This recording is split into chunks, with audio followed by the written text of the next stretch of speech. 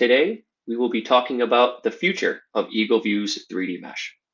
For some background, Eagleview released their 3D Mesh product in the fall of 2021.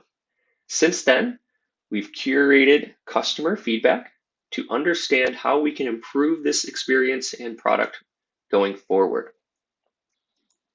After reviewing that feedback, it became very clear that our customers needed a digital access to this data, as well as an easy to use 3D analytic tool set. So we investigated multiple options to understand how we can best meet our customers' needs. And where we arrived was leveraging our 3D Mesh vendor software, Terra Explorer Web. Terra Explorer Web is a lightweight, easy to use 3D Mesh application that's all online. Customers will be able to access their Eagleview 3D Mesh through this application without any additional work on their end. With this advancement, our customers no longer have to worry about data storage or file sizes. They will be able to easily purchase 3D Mesh and access it directly through a web application. Of course, our customers are also expecting a seamless Eagleview experience. This means our customers wish to consume 3D Mesh data in a similar manner as they do for 2D. This means that we have to get 3D Mesh into Eagleview Cloud. And the way we will do that is by standing up this Terra Explorer Web software. As with most online applications, including Esri, Terra Explorer Web does have a more limited tool set than the desktop version. Thankfully, our partners, Skyline Software Systems, are aware of this limitation, as well as the need to have access to those tools in a web application, and are prioritizing web and desktop feature parity, meaning in the next few months, Skyline has an objective to make or enable all the tools available in the Terra Explorer desktop application in Terra Explorer Web. However, we seek to have this application available to Eagleview Cloud members by the end of this year, 2023. Let's take a look at some of the features and functionality that's present today in the web application. Here you can see the splash screen of Terra Explorer Web. What I am going to do quick is refresh the URL, as you can see, web link, just to give an idea of what the user would experience when opening this application for the first time. As you can see, it takes a little time to load, and we are met with a very simplistic tool set, right? So different ways of viewing data and information. There is an underground view, which enables customers to see below, elevated below the ground terrain or the surface, and some pretty primitive location finding tools. Then we have the analytics. As you can see, this toolkit is a much lighter, little less in depth than the Terra Explorer desktop software. And as we mentioned, intends to build out hopefully before we go to market, which would be excellent. So only expect this tool set to grow during the next 12 months. And then pretty critically, right, we still have the ability to modify terrains, which is super important. Right? This is the flattening and the extruding of 3D Mesh, something that's very critical to our customers. And the way we expect our customers to access their data today is there is a tool, Load Layers, that we can click.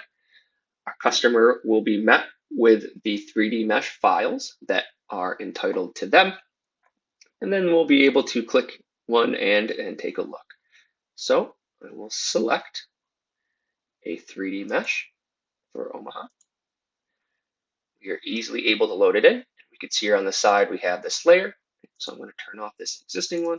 Let's go take a look. So simply by double clicking on a layer, customer is able to jump right to their location of interest As we could see, it's taking a second here to render, but that was really quick, right? And we have our entire scene. This is a 6 square mile area of Omaha, Nebraska. And even considering that this is a cloud-based application and this texture is really high resolution, we're actually looking at a 1-inch 3D mesh capture here. So that has multiply higher, that has a much higher resolution than our 3D 3-inch 3D mesh product. So while we're here, we're just going to drive around and get a feel for the experience, the web experience. As you can see, it's actually pretty responsive, even just through a recording. I'm also doing this demonstration on a remote desktop, so there's a couple layers of separation as far as rendering and connectivity, but we can see that the performance is largely unaffected, right? These textures are loading pretty quick. As I'm panning around, there's not much lagging. And I can still zoom in pretty close here and make out some of the text on the side. So again, this is very powerful from a web application. And let's test out some of the tools. So one of the biggest tool sets that our customers appreciate here is the flattening or extruding of the mesh. It's modifying the 3D mesh terrain. Effectively, this tool is most valuable for urban planning. And in this context here, we should still be able to quickly digitize an area. As you can see, just a couple clicks, and we finish that off. I just want to say, you know what? We really just want you to trim, hit OK, and suddenly we could see that our building is flat, right? And then so I missed a little corner here, but using this layer tab on the left side, we can tick or untick the box, which will cause the 3D mesh to unflatten, right? So here we go. It is extruded again. We turn the layer back on, right? Just has to render the scene. So definitely a downside or a potential limitation of a web application. It does have to refresh the entire layer. Whereas in a desktop version, that flattening is rather contained, but that action happens real quick, and we can see that we have a flat building. So still have access to that key functionality. One thing to point out in the web version, a difference between the web version and the desktop version at the moment, the web version does not support the importing of CAD objects, right? So those more planimetric, more precise 3D buildings, unfortunately, cannot be leveraged in the web environment at the moment. Again, that's functionality that's scoped to be available by time we launch through our partner. So would be very exciting to get that that functionality aligned with our release. All right, so we'll take a look at some of the other functionality that's available here. One of them is the query function. So again, this is a 3D mesh. We don't have any layers loaded in for this demo, but we're able to click on elements and get certain aspects to it. The web version is actually georeferenced, which is really cool. So you can see here, I'm pulling up the address of this building that I clicked on. Same thing with here, right? I can pull up the address of the building that I have clicked on. You could certainly circle or move around it if that is what you wish, and you could also add this to a location, which means it'll place a permanent pin there for future reference. So definitely very helpful for visualization in context and navigation. We still have access to the traditional toolkit here. This would be the aerial, vertical, and horizontal measurements. So just take a quick peek. This is the select a spot and select another spot, and we can derive those measurements right down here. Another tool we have access to in the web version of Terra Explorer is the viewshed tool. There is no line of sight, which is certainly interesting, as a viewshed tends to be a little more rigorous than a line of sight. But we could simply click on the tool, stretch it out with our cursor, and then click one more time to finalize. As we can see, we do have another analytic project window here. So this is where we can turn on and off our measurements, which is separate from our data layers, right? So we have data layers in the layer tab, and then we have analytic objects in the analysis tab here that we can turn on and off. You might notice that this is a light green and a light red. That's because in order to be efficient with these analytic tools, be respectful of machine resources, this is a very rudimentary calculation. For a more authoritative calculation, we could certainly hit this calculate button. We'll take some time to process, and what we will notice is a difference in this coloration here. So once this calculation has been complete, we can see a darker red and a brighter red and a brighter green, which indicates a more authoritative calculated result.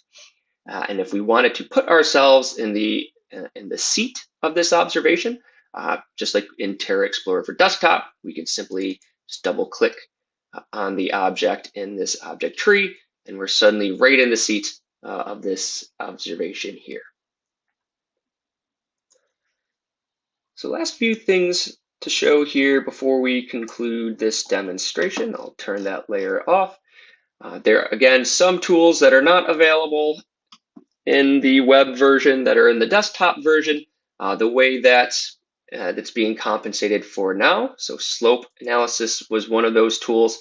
Obviously, that tool does not exist in this pane. However, there's still a raster representation of those slopes. Not maybe helpful from a layer standpoint, but gives you a really good idea of where flat surfaces exist and where slopes with extreme magnitudes exist, right? So these building faces are going to be red pretty much because they act like cliffs. And then we can see roadways, right, are lighter blue. So it gives you an idea of some relief in the magnitude of that relief. Shadows are very similar, so you could turn on the shadows and we could see they appear. And then using this time tool here, we can do a slider to sort of emulate the shade during the day. Again, not as detailed as the shadow analysis tool in desktop. Again, hopefully that will be a fast follow or happen before our launch of this offering. Two more things to show in this here, so I'll turn off the shadow, we'll close out the time tool. We still have access to area, which I think is pretty common, can be done on 2D imagery. Something that could be a little more challenging for 2D imagery, though, is this volume tool here. What this volume tool effectively does is determine the amount of area to either add or remove to a given AOI in order to get the surface at ground elevation. So if I close this out here, we will see some calculation, and we can see that in order for us to get this area flat, we would have to remove about 94,000 cubic meters of mass in order to flatten this area here. So again, this is similar to an area calculation, except it does consider three-dimensional objects. So very powerful for the planning departments. And the final analytic that we will look at today tends to be used by GIS. It's the profile tool. It effectively just kind of draws a line and gives you an idea of the difference in elevation here. So I'll go ahead and close this out.